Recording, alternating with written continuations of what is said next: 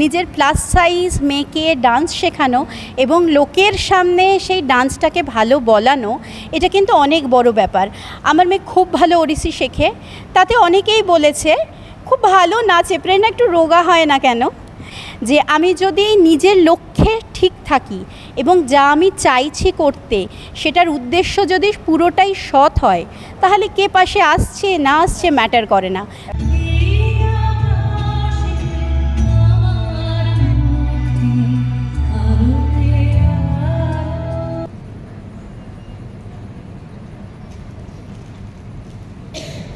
একটু জোরে হাততালি হোক।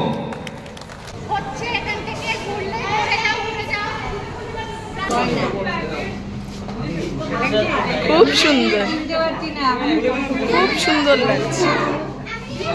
স্বপ্ন সব সময় দেখা উচিত। স্বপ্নের কোনো বয়স হয় না, কোনো সময় হয় না। আসলে স্বপ্ন সব সময় দেখা যায়। আর সেরকমই বহু মানুষের, বিভিন্ন বয়সের মানুষের স্বপ্ন যে দুজন মানুষ পূরণ করে চলেছেন স্বপ্ন উড়ানের মাধ্যমে, আজ তারা রয়েছেন মুদ্রা টিমের পক্ষ থেকে। ইমনদি রয়েছেন এবং তার মেয়ে রয়েছে। তুমি একটু আলাপ করিয়ে দাও ইমনদি। আমি ইমন রায়, আমার মেয়ে প্রেরণা। আচ্ছা, তো স্বপ্ন উড়ান আজকের অনুষ্ঠান, সেখানে আমরা হাজির হয়েছি এবং মুদ্রা টিমের পক্ষ থেকে এই অনুষ্ঠান হয়, এটা তৃতীয় বছর, তাই জন্য স্বপ্ন উড়ান 3। সবচেয়ে বড় কথা যেটা দিয়ে শুরু করলাম, কোনো বয়স হয় না, কোনো সময় হয় না এবং স্বপ্ন দেখার জন্য নির্দিষ্ট কোনো ওজনও হয় না, এটাও আমি বলবো। তাই তো এটা তোমরা বারবার প্রমাণ করেছি। মানে সেটা যদি একটু বলো। আমি আজকে দেখেই অবাক হয়ে গেলাম মেকআপ রুমে, যে 3টে জেনারেশন একসঙ্গে তারা নাচ করছেন। মানে কি খুশি। দিদা, মা, মেয়ে, নাতনি, সরি দিদা, মেয়ে, নাতনি।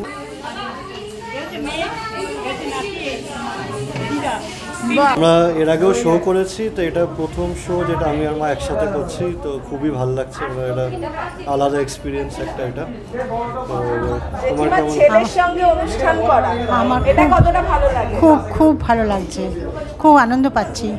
হ্যাঁ, খুব ভালো লাগছে। ব্যাক স্টেজের মজা একটা করা পারফরমেন্সের থেকে গ্রিন রুমেও খুব ভালোই আনন্দ পাচ্ছি। মানে এই যে জায়গাটা তুমি একটু যদি বলো। আগে মুদ্রা নিয়ে মুদ্রা নিয়ে বলতে গেলে প্রথমেই যেটা বলবো, মুদ্রার এটা 5 বছর, বাট স্বপ্ন উড়ান 3 এর তৃতীয় বর্ষ। কারণ 2019-এ খোলার পর কোভিডের জন্য 20 এবং 21 আমরা কোনো অনুষ্ঠান করতে পারিনি। 2022 থেকে শুরু হয়েছে স্বপ্ন উড়ান। তো স্বপ্ন উড়ান এই জন্যে আমরা স্বপ্ন নিয়ে কাজ করছি। যে স্বপ্নটা আমি দেখেছিলাম ছোটোবেলায়, যখন 2.5 বছর বয়সে হাঁটতে ভালো করে শেখার আগে নাচ শুরু করেছিলাম, আর তার সাথে ফিজিক্যাল ফিটনেসের জন্য যোগা, এই দুটো দিয়ে শুরু করেছিলাম। তখন মনে হয়নি যে কিছু পরে বড় হয়ে কোনো একটা বড় অর্গানাইজেশন খুলবো বা অন্য কিছু করব। তখন নাচটা ভালোবাসতাম, ভালোবেসে করতাম। করতে করতে ইন্ডাস্ট্রির বহু মানুষ, বহু গুরুদের সান্নিধ্যে আস্তে আস্তে এই জিনিসটা আমার মাথায় এলো যে আমরা তো যে ইন্ডাস্ট্রিতে কাজ করছি, সেই ইন্ডাস্ট্রিতে ভীষণভাবে বয়স, সৌন্দর্য, শেপ এগুলো মাথায় রেখে কাজ করা হয়। তো নিশ্চয়ই সব কিছু কাজের মানে মাপকাঠি থাকে, কিন্তু আমি যে গুরুদের কাছে শিখেছি তাদের কাছ থেকে কিন্তু সবসময় এটাই শিখেছি যে আর্টিস্টের কোনো মাপকাঠি হতে পারে না। আর্টিস্টের পরিচয় তার আর্টিস্ট্রিতে। তো সেটাই মাথায় রেখে শুরু করলাম এবং ভেবেছিলাম শুরুতেই শেখাবো তাদের যাদের নিয়ে ইন্ডাস্ট্রিতে কাজ হয় না। তাই প্রথমেই শুরু করেছিলাম প্লাস সাইজ ডান্সার দিয়ে। প্লাস সাইজ ডান্সার নিয়ে কাজ করতে গিয়ে অনেক ধরনের অসুবিধা ফেস করেছি। প্রথম তো মানুষের অ্যাকসেপ্টেন্স, কারণ একটা মোটা মানুষকে স্টেজে দেখতে বোধহয় কারোর ভালো লাগে না। যখন আমি 2019-এ কাজ শুরু করেছিলাম, তখন আমরা যখন ইউটিউবে ভিডিওগুলো দিতাম, নানা ধরনের কথা শুনতাম এবং নানা ধরনের নেগেটিভ কমেন্ট শুনতাম যে একটু তো রোগা হতে পারেন, এত মোটা লাগছে, কি খান, এরকম অনেক ধরনের কথাবার্তা আমরা শুনেছি। বাট আমার মনে হয় সেই কথাগুলোকে কানে রেখে কাজ করার থেকে যেদিকে এগোবো সেই লক্ষ্যে থাকাটা বেশি ভালো। তো সেই লক্ষ্যের দিকে আমি এগিয়ে চলেছি তখন থেকে। আস্তে আস্তে পাশে বহু মানুষকে পেয়েছি। এখানে আমি নিশ্চয়ই আমার গুরুদের নাম নেব, গুরু সঞ্চিতা ভট্টাচার্য, তনুশ্রী আন্টি, যাদের কাছে আমি শিখেছি, তো তাদের নাম আমি নিশ্চয়ই নেব। শ্রী শিশির বিশ্বাস, যার কাছে আমি যোগা শিখেছি। তো তারা বাদে আমাকে যারা সাহায্যের হাত বাড়িয়ে দিয়েছে তারা কিন্তু কেউ আমার পরিবার পরিজন বা বন্ধুবান্ধব সহজে নয়, তারা কিন্তু এমন মানুষ যাদের আমি চিনতামও না, হয়তো ফেসবুকের মাধ্যমে আলাপ হয়েছে, হয়তো কখনো দেখিইনি চিনিইনি আমাকে রাস্তায়, আমরা দুজনে একদিন হাঁটছি গড়িয়াহাট মোড়ে, মুদ্রা দিদি বলে চিৎকার করে আমাদেরকে ডাকা হয়েছে। তো এইভাবে মুদ্রাকে পরিচিতই করানো হয়েছে সবার সামনে, কাদেরকে নিয়ে কাজ করে, যাদের কাজ কেউ দেখতে চায় না।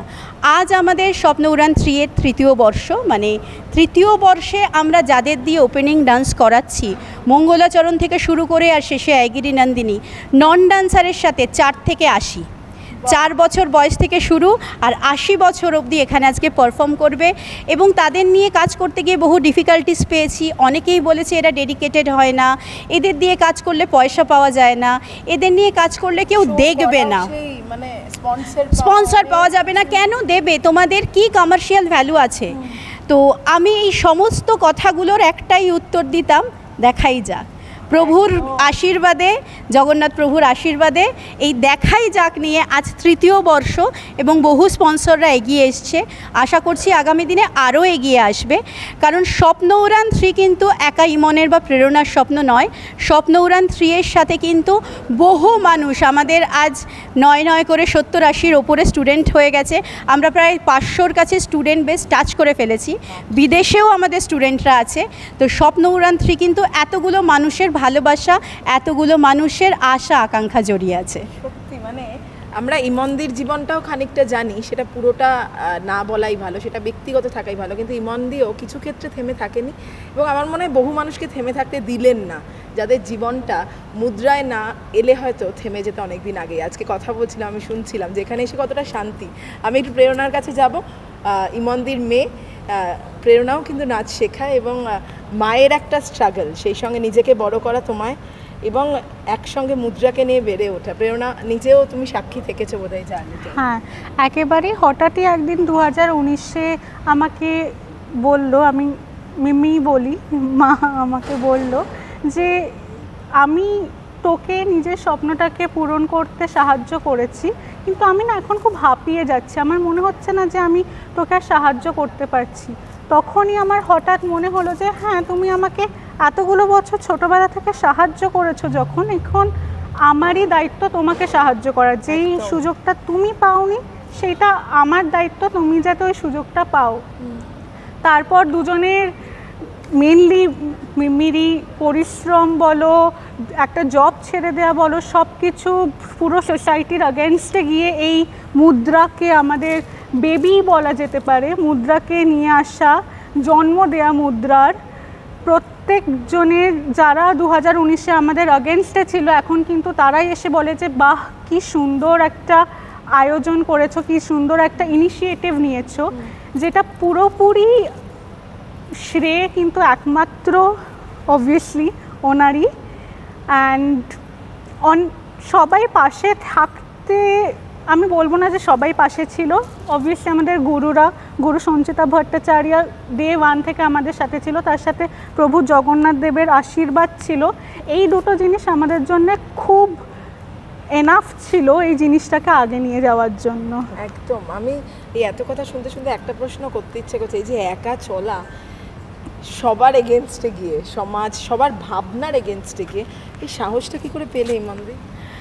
আমার মনে হয় মাদের বোধহয় একটা আলাদা সাহস থাকে, নিজের প্লাস সাইজ মেয়েকে ডান্স শেখানো এবং লোকের সামনে সেই ডান্সটাকে ভালো বলানো, এটা কিন্তু অনেক বড় ব্যাপার।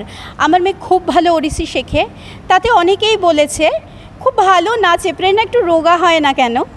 তো প্রেরণাকে আমি বলেছিলাম, প্রেরণা খুব ভালো নাচেটাই যেন শেষ কথা থাকে, আর কেউ যেন এটা না জিজ্ঞেস করতে পারে রোগা হয় না কেন। তোর কাজ দিয়ে সেইটাকে বুঝিয়ে দে, কেন রোগা হচ্ছিস না এটা নিয়ে কেউ তোকে প্রশ্ন করতে পারবে না। আর নিজের পার্সোনাল জার্নিটা থেকে আমি একটা জিনিস শিখেছি, যে আমি যদি নিজের লক্ষ্যে ঠিক থাকি এবং যা আমি চাইছি করতে, সেটার উদ্দেশ্য যদি পুরোটাই সৎ হয়, তাহলে কে পাশে আসছে না আসছে ম্যাটার করে না। যারা পাশে ছিল না তাদের কেউ কেউ পাশে এসেছে, আর কেউ কেউ বাধ্য হয়ে চুপ করেছে, এটাই আমাদের জন্য যথেষ্ট। কাজই হোক উত্তর, এটা আমরা সবসময় শুনে এসেছি। আমরা ম্যাগাজিন বার করতে চলেছি স্বপ্ন উড়ান নামে। তো যেই ম্যাগাজিনে নানা ধরনের নানা কিছু থাকবে, মানে লাইফস্টাইল থেকে শুরু করে আর এই যে প্লাস সাইজ ডান্সার নিয়ে শেখানো, এটা থেকে শুরু করে আর কেন আগামী দিনে প্লাস সাইজরাও তথাকথিত ডান্সার হয়ে উঠতে পারে না সেটা নিয়েও বিভিন্ন লোকের কথা থাকবে, অনেক কিছু থাকবে। দুর্বার থাকছে আমাদের সাথে, যারা সেক্স ওয়ার্কারদের বাচ্চাদের নিয়ে কাজ করে, তারা লাস্ট ইয়ার থেকে আমাদের সাথে এসছে।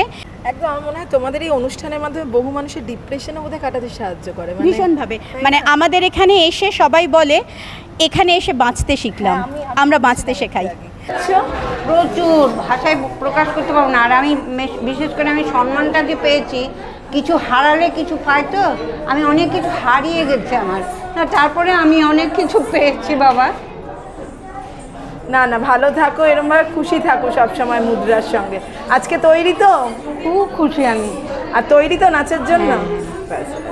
নাহলে এই বয়সে কেউ এসে ভর্তি হয়?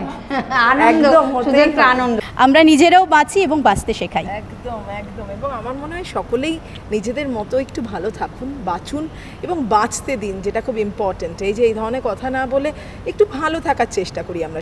এবং আগামী দিনে আমার মনে হয় ডান্সারদের ডান্সার হিসাবে পরিচিতি দেবে প্লাস সাইজ কি কালো কি মোটা কি বয়স, কেন 50-60 বয়স হয়ে গেলে স্টেজে উঠতে পারবো না, বা কেন 80 বছর বয়সে স্টেজে ওঠা যায় না।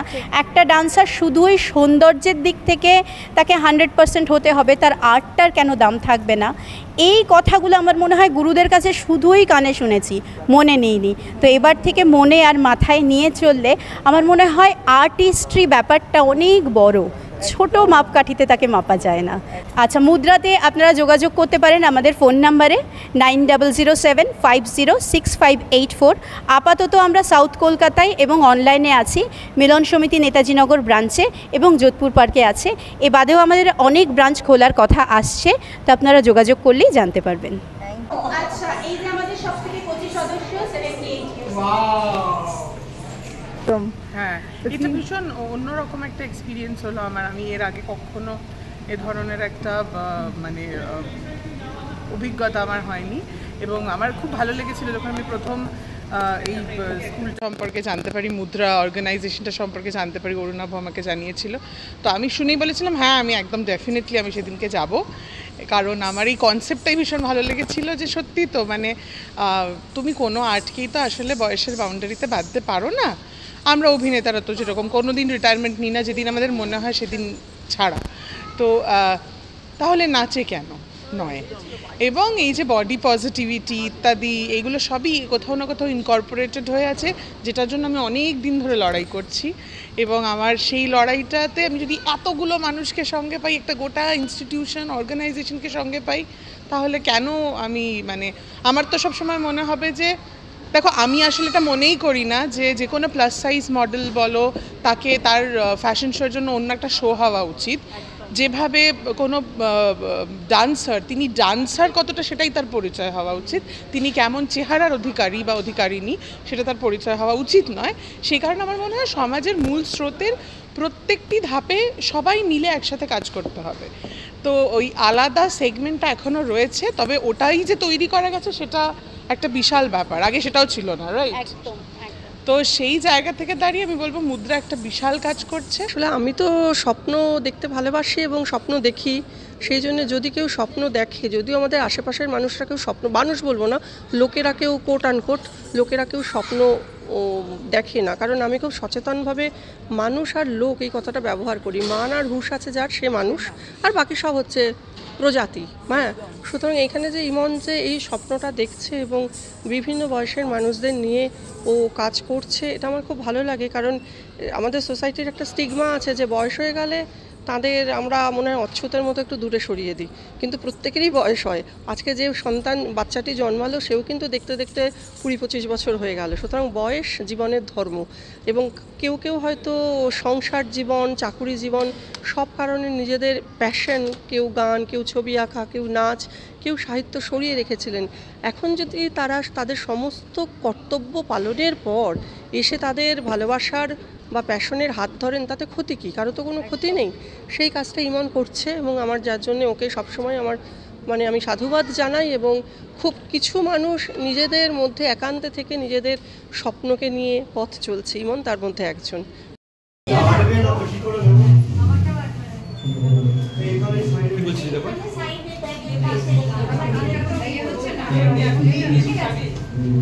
মাথার ওনাটা বলতো খুলে দিয়েছে, বাচ্চাগুলো পড়বে তোমার কাছে রাখো, আমি তোমার কাছে। বাহ, ঠিক আছে। ওদের জিজ্ঞেস